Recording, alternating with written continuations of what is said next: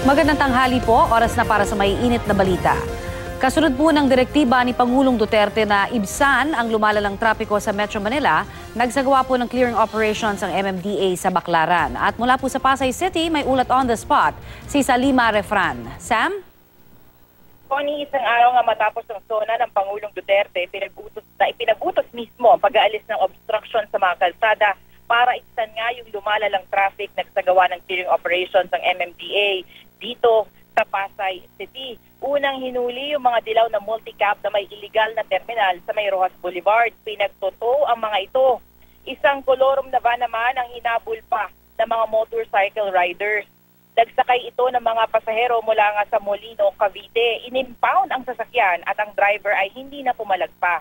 Isang miyembro naman ng towing ang pinagbantaan daw ng mga taga-barangay habang nagtotow ng mga sasakyan. Sabi raw ng taga-barangay, tatandaan ang kanyang mukha at ipapabaril. Tinanggi naman ito ng barangay Tanod ng barangay Baclaran nang kumprontahin na ng MMDA. Sa may Baclaran Church, pinaatras at pinaalis ng MMDA ang mga bahagi ng mga stalls na lampas na sa linya na itinakda ng MMDA at ng LGU. Kanya-kanyang tanggalan Connie ng mga payong at atrasan ng mga tinda ang mga vendor. Susunod naman daw ang mga vendor, lalo't pinagbigyan naman daw sila na magtinda. Mangiyak-iyak naman Connie yung isang babaeng nahuli ng jaywalking. Ayon kay Bong Nebriha, MMDA Supervising Officer, ginagawa lamang ito nilang mandato ng kanilang ahensya para linisin ang mga kalsada at madaanan ng mga sasakyan. Narito ang pahayag ni Bong Nebriha. Our mandate has been reinforced. Clear all roads of obstructions. Yun po ang sinabi ni Presidente. Ito na po, tuloy-tuloy lang po yung pagsasaayos ng ating kakalsadahan, pagpapaalis ng mga illegal terminal, illegal parking, illegal vendors. Connie, nagsasagawa ngayon ng inspeksyon ng MMDA at Pasay City Administrator's Office. Dito naman sa mga bus terminals sa may EDSA southbound. 2 bus companies na ang binigyan ng citation ng Pasay City Admin Office para sa hindi pagpapakita ng updated the business permit. Ito ang Bragais Pamar Liner at St. Rafael sa EDSA southbound. Ayon kay MMDA Operations OIC, General Roberto Almadin, hindi rin sumusunod ang mga ito sa nose-in, nose-out policy ng MMDA. Kulang din daw ang pasilidad ng mga terminal. Binibigyan ng pagkakataon ng mga bus company na mag-comply sa mga requirements. Samantala, Connie, mamayang hapon magkakaroon naman ng press con si MMDA Chairman Danny Lim para ihayag ang gagawin ng MMDA sa direktiba ng Pangulo na linisin ang mga lansangan sa mga obstruction. Connie? Yes, Salima, pwede ba natin makuha yung assessment so far ng MMDA sa kanilang mga supposedly na mga na-clear na areas na? May mga bumabalik pa ba o nanatili na na-cleared yung mga yon? Connie, kanina ka puna-puna doon sa may Baclaran side, no? Although cleared, yun yung sinabi kanina ng mga MMDA na kasama natin, medyo cleared na yung lugar. Meron pa rin daw mangilan-ngilan na pasaway. Yun yung lumalampas dun sa linya na itinakda. For example, dyan sa mga vendors, no, lumalampas sa linyang assigned to them. Also, itong mga illegal na terminal, yan yung napansin nila kanina, lalong-lalo na yung mga dilaw na multicab, yan yung bumabiyahe dito sa may bandang Rojas Boulevard at Macapagal.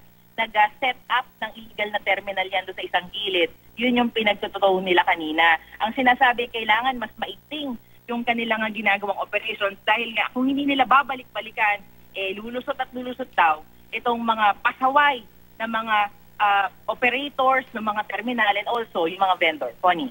Yung nabanggit mo kanina, Sam, na may nagbanta pa doon sa mga nagki-clear na mga taga-MMDA dyan sa lugar na yan. Ano ba ang general na ginagawa sa mga ganong pasaway na nagbabanta pa ng MMDA? Kakasuhan ba nila yan separate doon sa paglabag nila?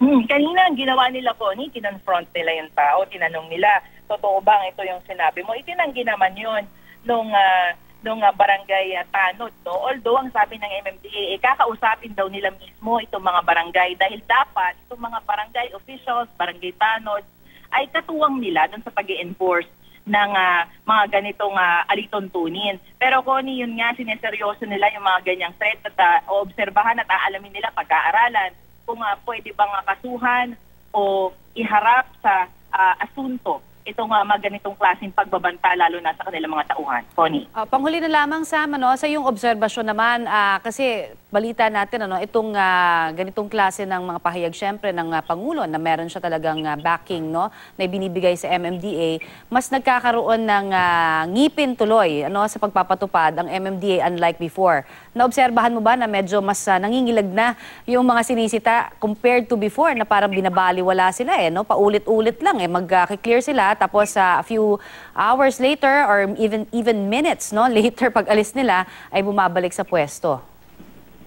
Kanina, Connie, noticeably, pagdating pa lang ng convoy, ng mga towing truck, ng mga MMDA enforcers, mabilisan talagang kanya-kanyang balot yung mga vendor ng kanilang mga itinayong estante, kanya-kanyang tabi. So medyo may kaunting ngipin, but ang inaasahan natin hopefully, based dun sa mga pahayag ng Pangulo, mas magkakaroon pa nga ng kumbaga ngipin pa itong MMDA na ipatupad yan. Kasi nga, after a while, napansin naman natin lahat yan mawawala ngayon, babalik naman bukas. So mas matinding enforcement at sana maseryosohin din naman ng publiko yung ginagawa ng MMDA. Sana seryosohin ng LGU kamo, yung pagpapatupad at pagtulong sa MMDA. Trabaho rin nila yan Maraming salamat go ahead.